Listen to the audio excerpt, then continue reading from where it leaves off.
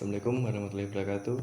Perkenalkan, nama saya Muhammad Ridwan Melano dari kelas 12 division 2. Di sini saya ditugaskan untuk mencari pengetahuan tentang sejarah penyebaran Islam yang dilakukan oleh para wali songo yang disebarkan di Pulau Jawa.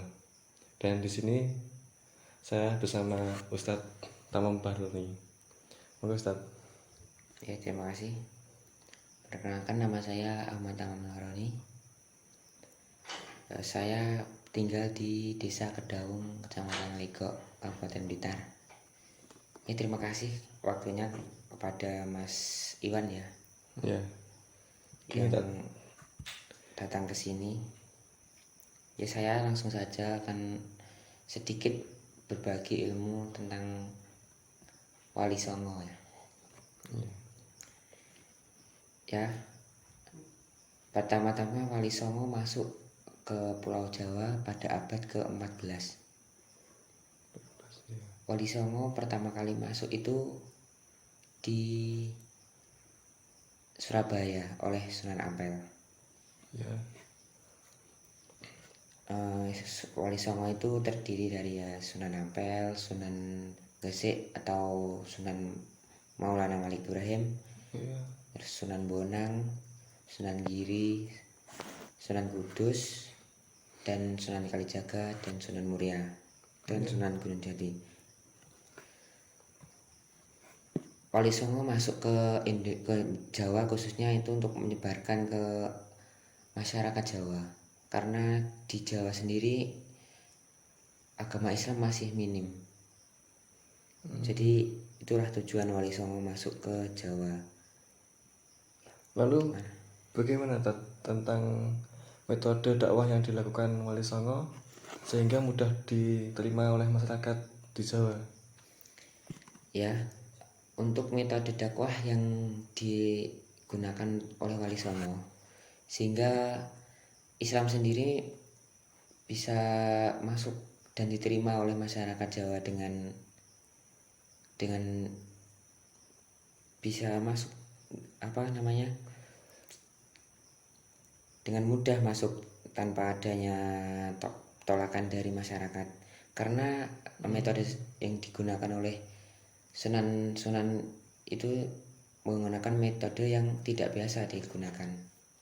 Contohnya yang digunakan oleh Sunan Bonang ya, dan Sunan Kalijaga utamanya itu menggunakan kesenian. Contohnya Sunan Kalijaga itu menyebarkan Islam dengan metode wayang kulit. Wayang kulit ya. Sehingga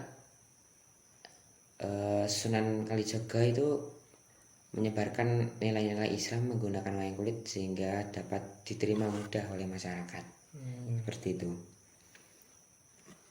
Kalau Sunan Malik Ibrahim itu menyebarkan agama Islam melalui masyarakat kecil, yaitu terutama petani. Namanya Sunan Gresik itu berkumpul bersama petani dengan masyarakat bawah, sehingga Islam dapat diterima di kalangan bawah. Seperti itu. Ya. Dan lalu apa saja yang sudah ditinggalkan? Maksudnya adakah peninggalan sejarah Wali Songo yang masih sampai sekarang masih jadi tempat pengunjung para wisata atau para tempat ziarah gitu, apa sih ada? Untuk peninggalan sejarah yang ditinggalkan oleh para Wali Songo itu banyak sekali. Contohnya untuk wisata ya. Wisata religi itu masyarakat sekarang umumnya itu mengunjungi ke makam-makam para Wali Songo Gitu ya. untuk berdoa seperti itu. Jadi makam itu bukan hanya sebagai tapi sebagai masyarakat untuk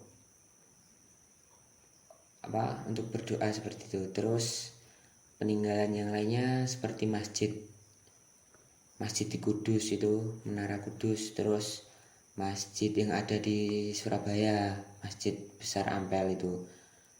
Dan masjid yang tertua pertama di Indonesia itu ada di Gresik. Namanya Masjid Agung Gresik. Langsung Gresik. Terus ada peninggalan lagi dari Sunan Bonang, yaitu alat gamelan yang namanya bonang itu. Sehingga gitu ya? ya itu ada di Tuban sama. Terus peninggalan yang terakhir itu wayang kulit dari Sunan Kalijaga Oh, ya. yang sampai sekarang masih ada. Kalau untuk rutinan itu seperti tahlilan, kenduran, itu juga peninggalan dari para sunan-sunan yang menyebarkan Islam di Indonesia seperti itu. Ya ya. Udah, Pak Ustadz? Sudah, itu cukup. Udah, makasih Pak Ustadz.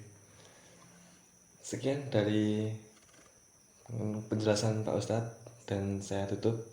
Wassalamualaikum warahmatullahi wabarakatuh. Terima kasih. Nah, ngono lho.